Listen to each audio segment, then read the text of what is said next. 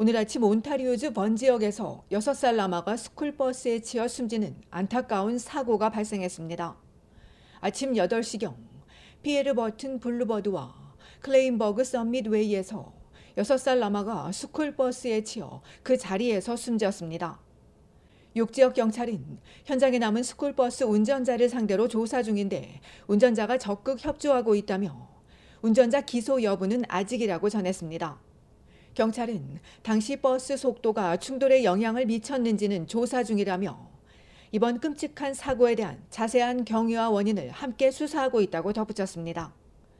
이어 사고 당시 버스 안에 몇 명의 어린이가 타고 있었는지는 밝히지 않았으나 이 버스가 아이들을 태워 학교에 가는 노선을 따라 운행한다고 답했습니다. 이날 현장을 본 인근 주민은 이 아이가 버스를 타려고 달려가던 중 사고를 당했으며 사고 당시 버스 안에 있던 여러 명의 아이들이 비명을 질렀다고 설명했습니다. 또 다른 주민은 조카 둘이 사고 버스에 탑승한 걸 지켜봤고 잠시 후 버스가 출발했는데 갑자기 아이들의 비명 소리가 들리며 버스가 멈췄다고 전했습니다. 이 아이의 엄마가 아들을 팔에 안고 있는 모습을 목격했다는 이 주민은 버스에 타고 있던 다른 아이들을 자신의 집으로 데려가 보호했다고도 전했습니다. 6지역 경찰은 피해자 가족이 어떤 마음일지 상상조차 할 수 없다며 깊은 애도를 전했습니다. 경찰은 사고 당시의 대시캠 영상이나 주택 폐쇄 회로를 가지고 있는 주민들의 적극적인 제보를 요청했습니다. 이어 학부모와 교사, 어린이, 첫 구조대 등을 위한 지원 서비스를 제공한다고 덧붙였습니다.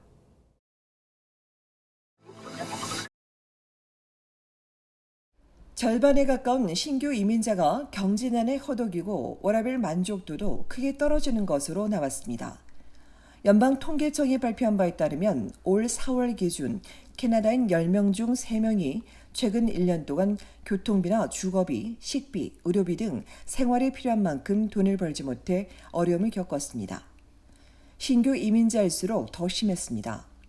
지난 1년간 생계 유지가 어려웠다는 신규 이민자 비율은 43%로 기존 이민자와 비이민자보다 훨씬 더 높았습니다. 여기서 신규 이민자는 2005년 이후 입국한 이민자로 캐나다에 적응하는 동안 이들의 생계 유지가 쉽지 않은 것으로 나타났습니다. 이는 특히 아시아계 출신에서 가장 높게 나왔습니다.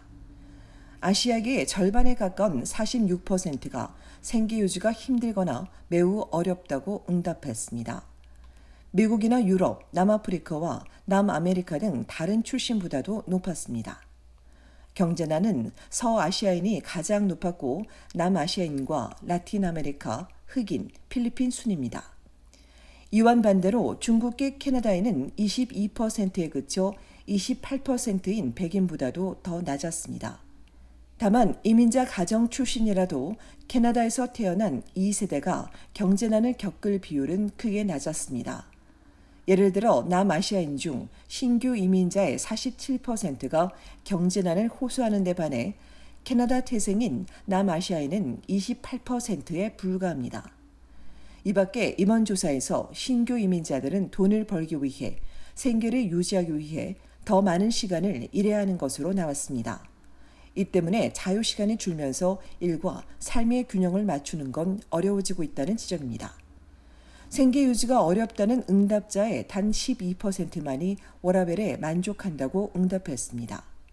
신규 이민자의 여가시간, 즉 워라밸에 대한 만족도는 23%로 30%대인 기존 이민자, 비이민자보다 낮았습니다. 워라밸 만족도 역시 아시아계 이민자가 22%로 낮았지만 유럽 출신의 신규 이민자가 20%에 그쳐 가장 낮은 것으로 조사됐습니다.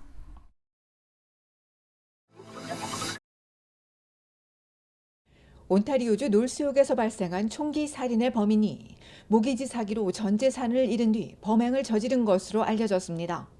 아직 경찰의 공식 발표는 없었지만 총격범 부인은 언론에 46세인 남편이 평생 모은 128만 달러를 사기로 잃은 뒤 감당하지 못했었다며 이로 인해 비극이 벌어졌다고 설명했습니다. 토론토 스타가 공개한 법원 자료에 따르면 범인은 이날 총으로 살해한 54세 아라시 미사기 씨와 44세 사미라 유세피 씨 그리고 회사들을 상대로 소송을 진행했습니다.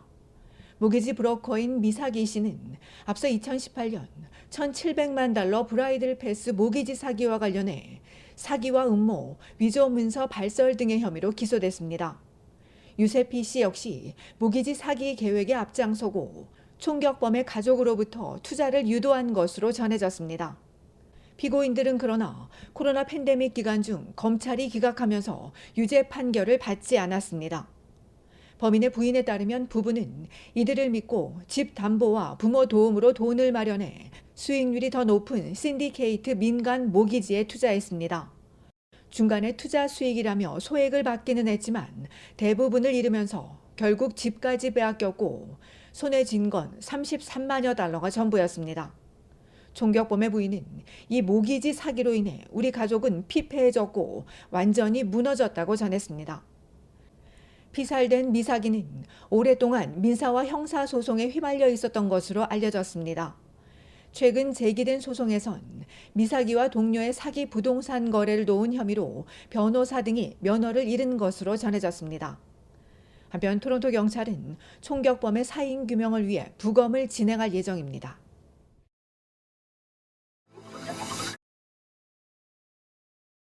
온타리오주가 65세 이상 저소득 시니어를 위한 무료 치과 진료 프로그램 수혜 대상을 확대합니다. 노인복지부에 따르면 8월 1일부터 개인의 연간 순소득은 22,200달러에서 25,000달러로, 부부는 37,100달러에서 41,500달러로 조정됩니다. 조성준 온주 노인복지부 장관은 노인의 건강과 웰빙이 정부의 최우선 과제라며 지원 대상 확대를 통해 노인들이 건강을 유지하고 존엄성 있게 나이를 먹을 수 있도록 치과 서비스 접근성을 높이고 있다고 강조했습니다. 온주 치과 서비스는 다음 달 1일 이후 만 65세가 되는 시니어들이 대상으로 온라인에서 신청서를 내려받아 인쇄하거나 지역 보건소에서 받을 수 있습니다.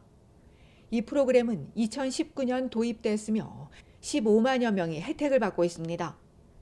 이외에도 정부는 저소득 시니어의 본인 부담금 프로그램도 개선합니다. 시니어가 부담해야 하는 금액을 $2 이하로 줄이고 연간 공제액을 없애 처방약이 필요한 저소득 노인들의 비용을 절감해 줄 예정입니다. 다음 달 65세가 되고 자격이 되는 시니어는 오늘부터 바로 신청할 수 있습니다. 온라인으로 신청서를 작성하거나 전화를 통해 우편으로 요청할 수 있으며 해당 프로그램에 이미 가입돼 있다면 재신청하지 않아도 됩니다.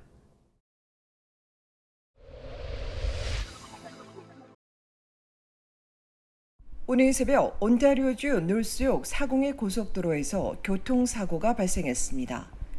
오늘 새벽 5시 10분쯤 사공의 고속도로 익스프레스 서부 방면 도로를 달리던 트랙터 트레일러가 덤벨리 파크웨이와 레슬리 스트리트 사이에서 장벽을 들이받았습니다.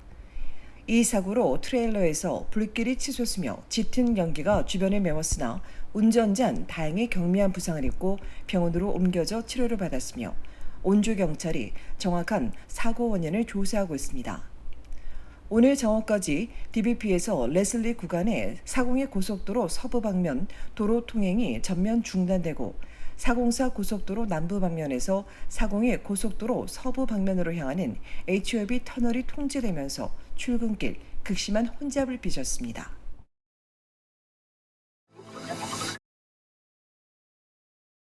평일에도 많은 사람들이 찾는 온타리오주의 한 아울렛 쇼핑몰 주차장에서 총격 사건이 발생해 한 명이 숨졌습니다. 어제 오후 5시 30분 파밀몰 주차장에서 20대 여성이 총에 맞고 병원으로 급히 옮겨졌으나 숨졌으며 경찰이 용의자 2명을 붙잡아 조사하고 있습니다. 범행 전 피해자와 가해자들 사이에 접촉이 있었다고 전한 욕지역 경찰은 자세한 당시 상황은 조사를 더 해봐야 한다고 전했으며 이어 가해자들이 숨진 여성을 향해 총을 쏜 것으로 보이는데 이들이 차량을 강탈하려던 것인지 아니면 다른 목적이 있었는지도 조사하고 있다고 덧붙였습니다. 현장에서 여성의 차를 압수한 경찰은 오늘 새벽까지 주차장 주변을 통제하고 조사를 진행했습니다.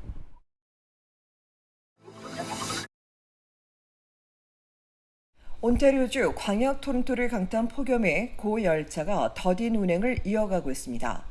메트로링스는 폭염이 이어지면 철로가 물러져 고속주행 시 위험이 커진다며 폭염 경보 기간 동안 열차는 승객과 승무원의 안전을 위해 운행 속도를 늦춘다고 밝혔습니다.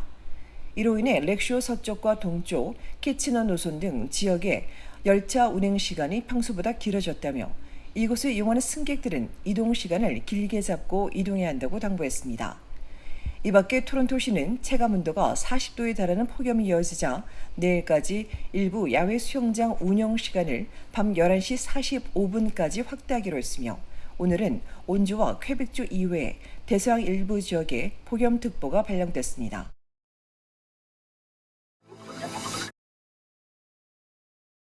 웨스트젯 항공사는 오늘 밤 정비사 파업 가능성이 커지자 어제와 오늘 운항 예정이던 항공기 40편을 취소했다고 밝혔습니다.